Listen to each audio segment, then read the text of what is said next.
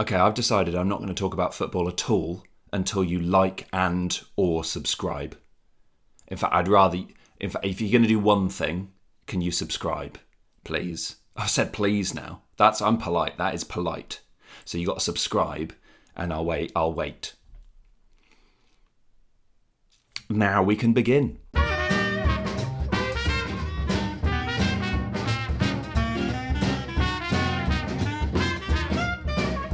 England have beaten Croatia in their first game of the World Cup. That's amazing. How was that for you? Because I enjoyed that. I enjoyed that. Not so much the first half. It was a bit bananas, wasn't it? I mean, I didn't expect 4-2. I was speaking to my dad. He said 3-0, which was, I thought, ballsy. That's a big claim. But no, I thought 1-0. 1-0 England, nervy performance. Or 2-1, nervy performance. But it's totally based on what this World Cup has taught me already is that nothing is given. I mean, Spain against Cape Verde. By the way, did you hear that someone put $1 million, I think, on Spain to win? Because it's a surefire. Like, Spain aren't going to draw to Cape Verde. Oh, no, 0-0. Didn't let themselves at all. But yeah, based on what we've seen so far, I mean, we saw France in their first half didn't play convincingly at all. Netherlands looked shaky. Brazil was second best against Morocco. Nothing is given in this World Cup. So I was nervous. Do you know what? As a side note, it's so wonderful that nothing has changed. Walking to the pub to meet my friends to watch the England game, I felt nervous.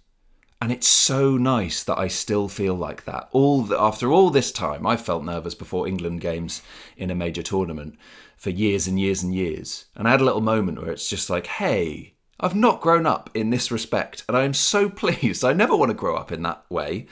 I want to be just as nervous as I was 15, 20 years ago as I am today about every England game. That's what's wonderful about football.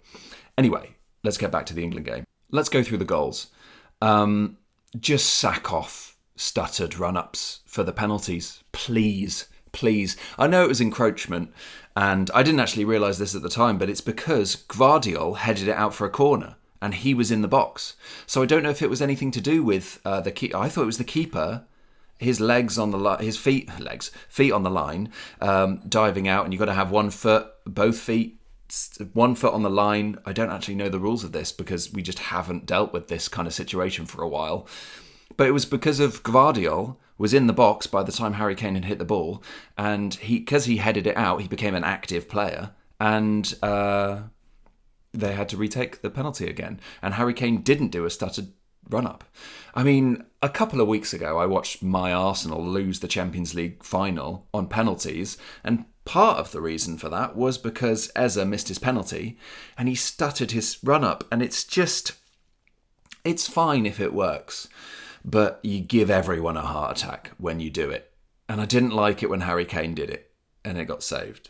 But he retook it, so it's fine. Also, did you know the fastest, like literally the quickest the ball has been shot, the fastest goals at the World Cup, Harry Kane has the second fastest goal with the penalty. It was 121.6 kilometres an hour, which for English people is 75.5 miles per hour. So that it would have overtaken you on the motorway. That's amazing, you know? So that's cool. I don't know why I'm pleased in a way. Well, I'm pleased in hindsight that the defence didn't seem all that great in the first half, our defence. It's a good warning shot. It's good to have these things happen where it's like, yeah, you won the game, that's good. Because all you need to do is just win the next 7 games. Even if you concede 5 goals. As long as you win by 6 goals, it's fine. But it's good to just have that little grounding of like, hey, we know how shaky our defence can be, particularly compared to our attack. So it's good that we can have that gut check.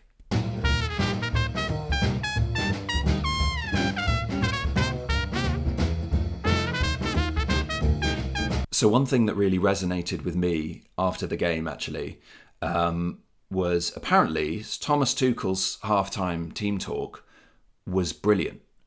And one of the things that he said was, if we lose our way. And that is just the best thing to hear as an England fan.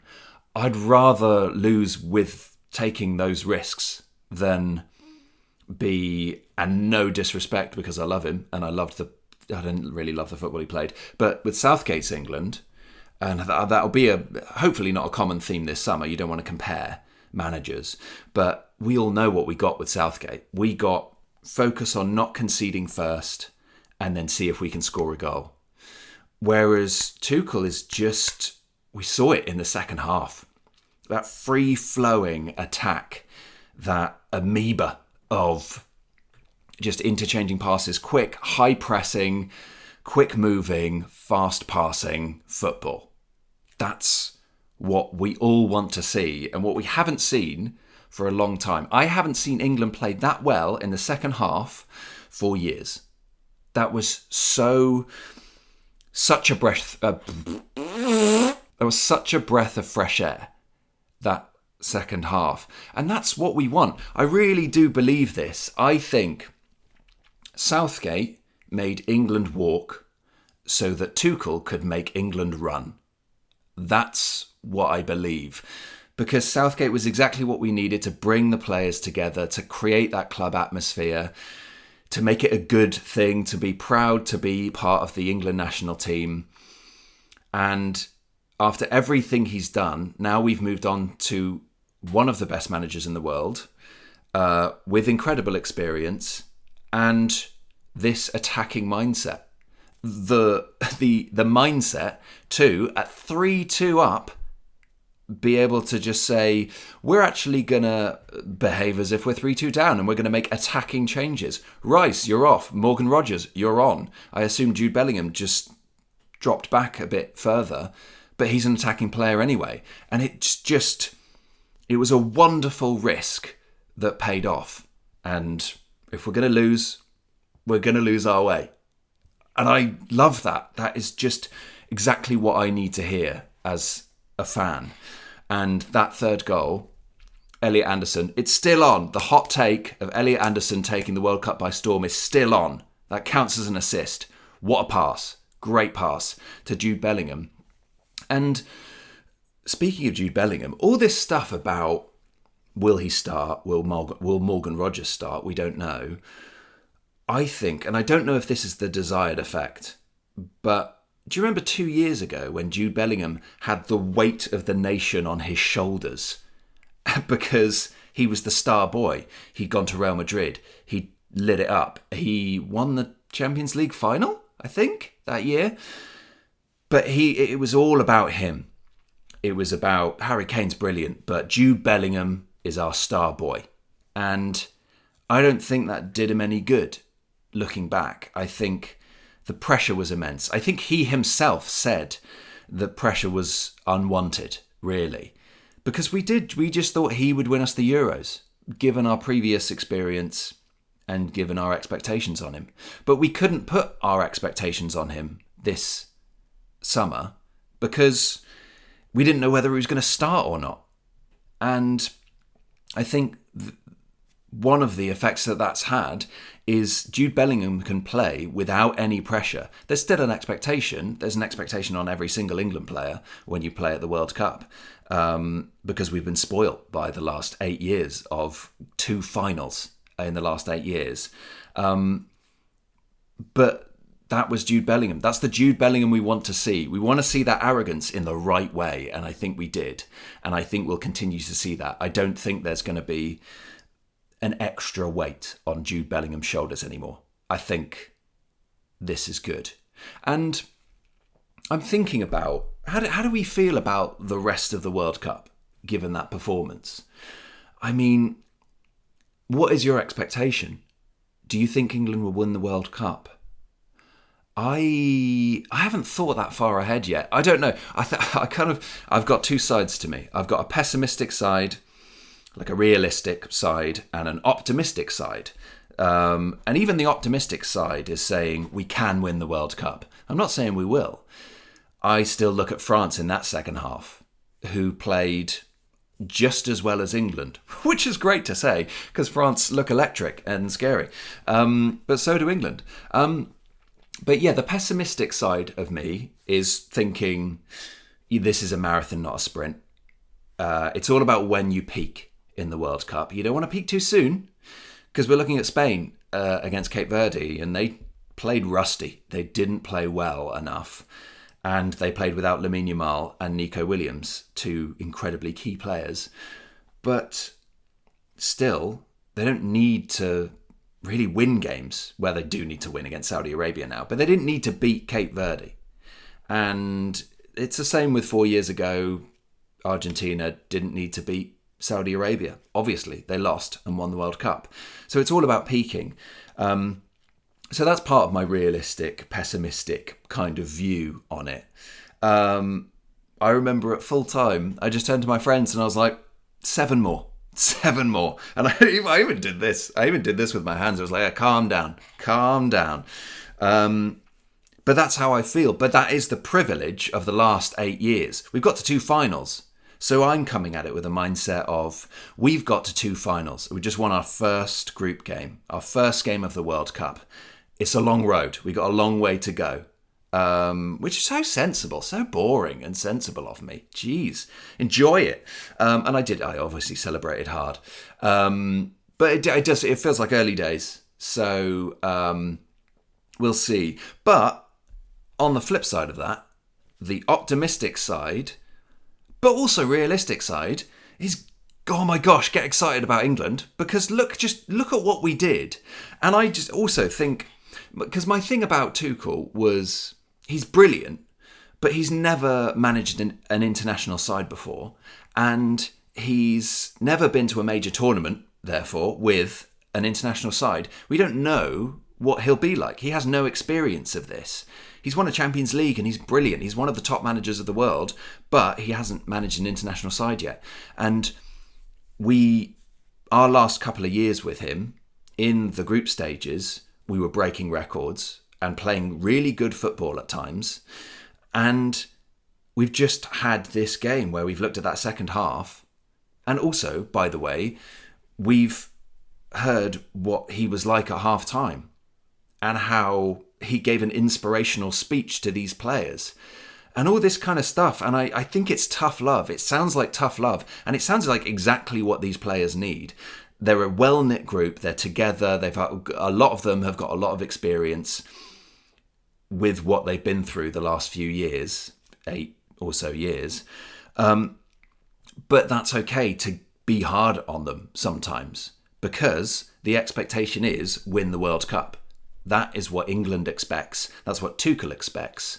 So if you think about that first half, that's not good enough. That's not the standard we want to set. I just think, so I'm getting excited about this England because what can we be? Where could we go? We got 7 games left and I think we'll play at least 6 of those potential games to get to the final.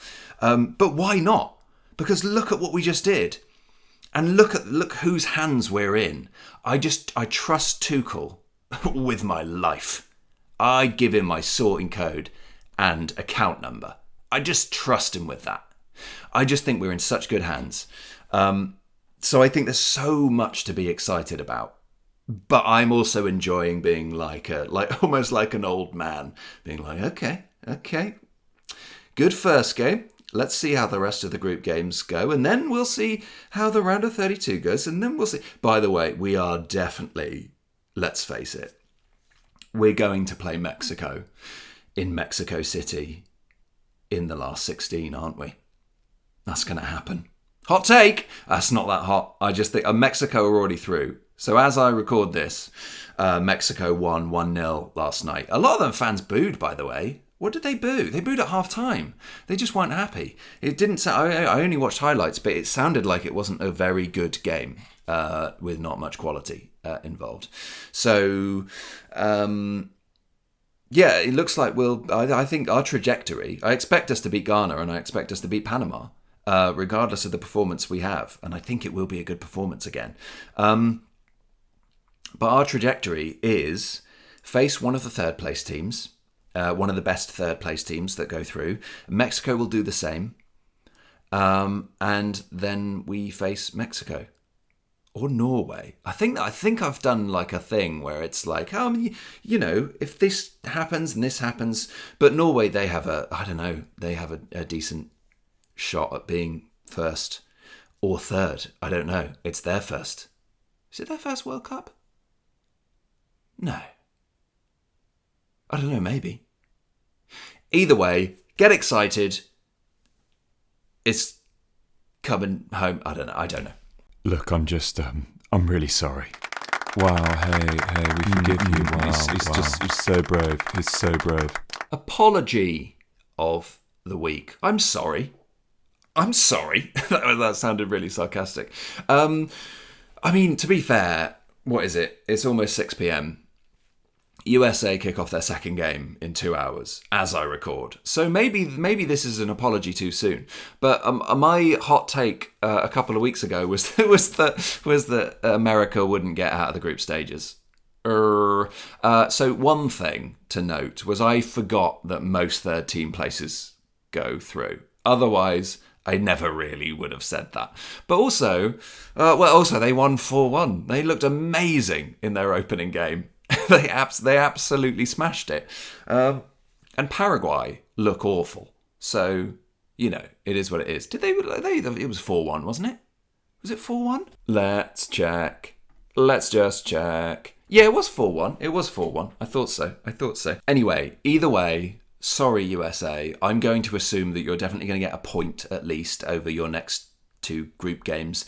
And you will get out of the group stages, which is something I didn't think. One prediction I did have, I can't remember where it was at, but I think I had like USA versus Morocco at one point.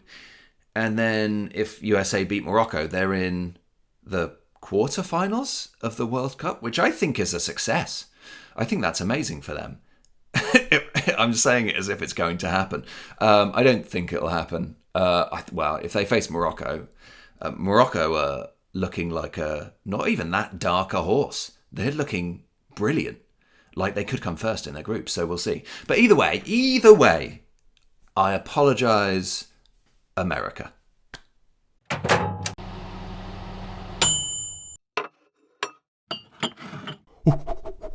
Ooh, that's a hot take. Hot take. Hot take. Would it be a shock? Would this even be a hot take? Would it be a shock if Spain or Portugal didn't come first in their group? It probably would for Spain, right? It probably would for Portugal. I mean, Spain were joint favourites before this World Cup started. They're now second favourites just because they drew their game. But I just think Spain have Saudi Arabia next. You'd expect them to win that. But I mean, if Lamine Yamal and Nico Williams, again, aren't fit for their game, and Spain look rusty for the first half an hour, and then nerves start to creep in, or it could happen, Saudi Arabia could score a goal against Spain, then I don't know what happens. So let's say Spain have a shock draw against Saudi Arabia. That would put them on 2 points. And then they'd have to beat Uruguay, who are their toughest opponents on paper. So this is a lot of ifs and buts, really, because, Spain will beat Saudi Arabia. But Spain will beat Cape Verde. They didn't do that. But it all depends on whether Lamine Yamal and Nico Williams play, I think. Because Spain looks so rusty against Cape Verde. And then Lamine Yamal came on. And Lamine Yamal, in the 19 minutes that he had on the pitch, he had the most successful dribbles out of any Spanish player of that game. So that's obviously how important he is, but he's Lamine Yamal. He will be one of the best players on the pitch for Spain. But if that's it now, he's had his minutes and he can start the next game, Nico Williams can do hopefully the same, then it's not going to happen. Spain are definitely going to beat Saudi Arabia, I'm sure. But if they don't, they have to beat Uruguay. I don't think 3 points is enough for a third place team, because I think they will come third if they finish on 3 points, to go through. So that would be a shock. I don't know what shocks we should expect. Portugal, we know. They're going to play Ronaldo, regardless of what the media say, regardless of what everyone thinks, regardless of people saying it's like playing with 10 men. And they didn't play well enough. They didn't deserve to win because they didn't play well enough. They've got Uzbekistan, and then they've also got Colombia, who are, again, one of my dark horses to do really well. So Uzbekistan, again, same situation. If they draw against Uzbekistan, they have to beat Colombia. Their toughest opponent is their last game of the group, which they would have to win. And again, I don't think Portugal will draw or lose against Uzbekistan. But that's what these hot takes are about. Another one, exactly the same scenario, the Netherlands. They could be... it's Sweden. They've got Sweden next. So they're no pushovers. Sweden just won 4-1 as well, didn't they? They've got Gyökeres. They've got Isak. 2 strikers who are firing. They're making it work. Graham Potter. Brilliant. So if they draw that, or, shock result, probably not that shocking, if Sweden beat Netherlands, then Netherlands need to beat Tunisia, which is definitely doable. But it's crazy what happens if you don't win your first game of the World Cup. Then your next game is a must-win. That's simply how it works. And this is cutthroat. When England at full time, I said 7 more. That's not many games at all. You just got to win the next 7. For the World Cup, you got to win 8 games in a row. That's all you got to do. On penalties, some of them, sure, maybe. But that's all you got to do. That's just... It's not that easy, and it doesn't last forever. You got to win 3 first. You not win 3, but you got to, you got to get on. You got to win and draw the first 3, which is still no easy task. Also, with the weight of the nation on your shoulders as well. Yeah, good.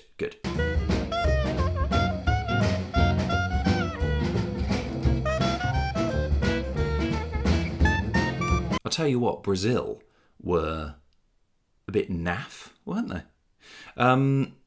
They were really disappointing.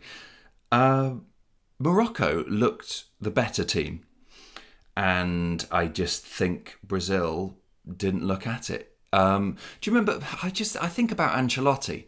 Do you remember the last couple of years of Ancelotti in charge of Real Madrid in the Champions League? He won a lot of Champions Leagues. But if you looked back at those like quarter-final, last 16 kind of games, and just as he went through, the amount of times they were 1 or 2 goals down, and then suddenly they just turned it on the last 10 minutes, or 5 minutes they scored 2 goals, the thing I remember from those were the performances were not good enough, and then they would just find a way, and it was incredible. And that's sort of how I feel watching Brazil. It's kind of like you might find a way, but you're not playing very well, and you're just maybe hoping that your stars will show up and Vinicius Jr. will just take it past some people in the 89th minute and score for you. So, I don't know, there's a lot more. I expect more from Brazil in their next game. Their first game was so... flat. They just didn't really seem at it, and Morocco were heavy pressing everywhere. By the way, Bouhaddi. Oh my gosh, Bouhaddi. He looks good. He is my one to watch. If Elliot Anderson weren't there, of course, because Elliot Anderson is the one to watch. But Bouhaddi, 18 years old, he looks so calm and assured on the ball. Very simple passes, didn't do anything flashy. Basically a defensive holding midfielder in that role, and just was so sensible and mature. What a mature performance. And I wouldn't be surprised if, as the competition goes on and however far Morocco go, he is just one of the stars of the team. He could be young player of the tournament by the end of the tournament. I think he's an exciting one to watch. Apparently Arsenal are in for him, if you believe the rumours, which I would like to. I would love him at my club. Wow, he's an exciting talent.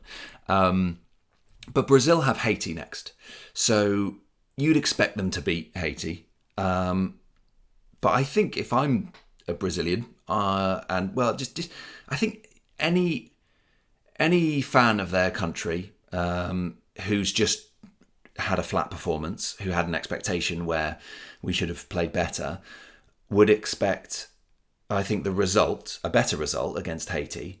But also, I expect them to play better. I want to see something that I can get excited about as a fan, or at least convinced by. Something to give me a bit more hope, where I can say, look, maybe it's only Haiti on paper, but look how we dominated them in this little 15 minutes, in this second half, or whatever. You'd want something that you can hold on to, where you can look at your team and say, yeah, it's okay. That first game, that was just a blip. This is much more who we are. That's fine. But yeah, we'll see. There's a lot of mad results, and that's just from round one. I love the World Cup so much. There's just anything can happen. And I don't know if that's the same with other World Cups in the past, but this World Cup at the moment, the rules are there are no rules. Leave your expectations at the door, because whatever you think might happen, whatever you think will happen, may not happen. Spain may not beat Cape Verde. Germany may be 1-1 with Curacao at 30 minutes in. They may then go on to beat them 7-1. But any expectations we had, I said 1-0, I said 2-1, maybe, to England. Maybe a 1-1 draw, 4-2, out of nowhere. Leave your expectations at the door for this World Cup, because there are no longer any rules.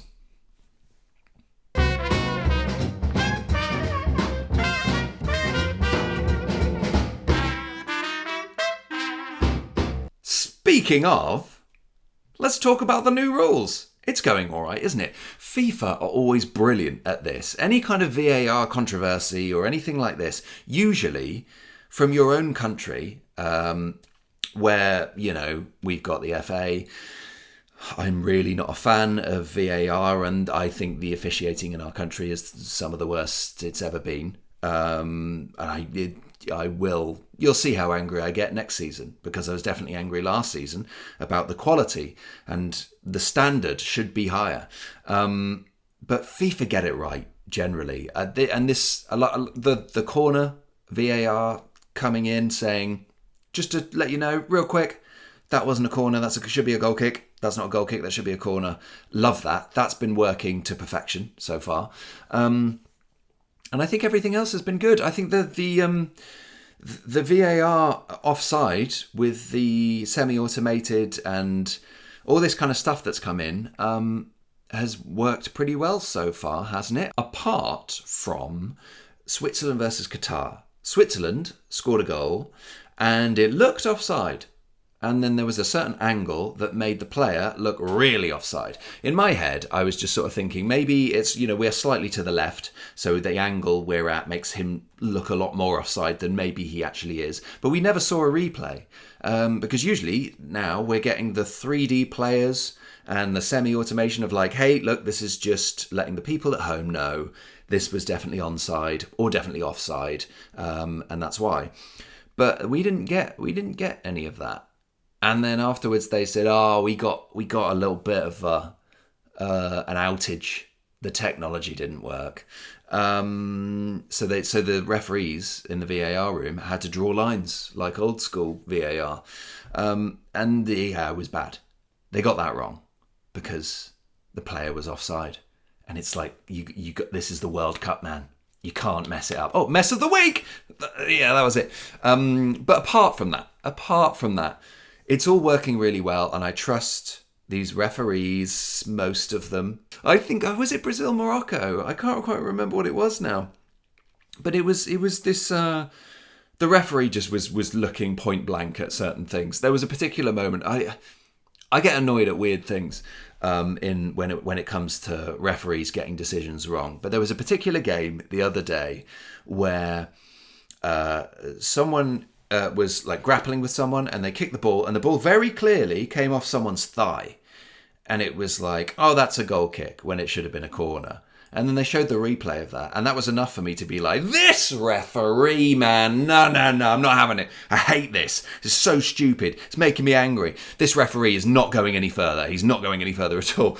I was just getting absolutely irate. That's what we're going to see, because you've got to have so many referees because there's so many more games now. So you're going to see more referees who you might not agree with, who I might not agree with, who I definitely won't agree with. But for the most part, it's been pretty good. And FIFA do get it right. They're very good. The officiating you see at the World Cup and the Euros, and probably the Copa America as well, is some of the best officiating you'll see. Because in September we'll go back to the Premier League, and there'll be dicey calls, and then loads of things we'll see. Weeks after that we'll get apologies that, oh yeah, he was onside, sorry. Or like, oh yeah, it was a foul, it should have been a penalty, oh bad. And I am so ready to get angry about that all over again. But for now, let's focus on the World Cup, for crying out loud.